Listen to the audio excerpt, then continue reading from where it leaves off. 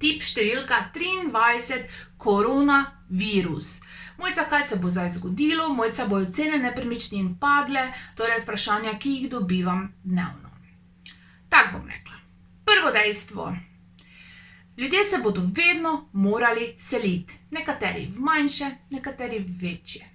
Prepričana sem, da so zdaj določeni ljudje, seveda v tem času karantene, nekako se odločili tudi mogoče za drugi stil življenja.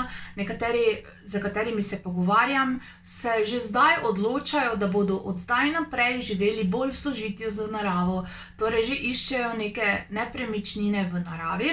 Tako da dejstvo je, da se bodo ljudje vedno morali seliti, ali v večje ali v manjše, ali pa da seveda spremenijo neke sloge življenja.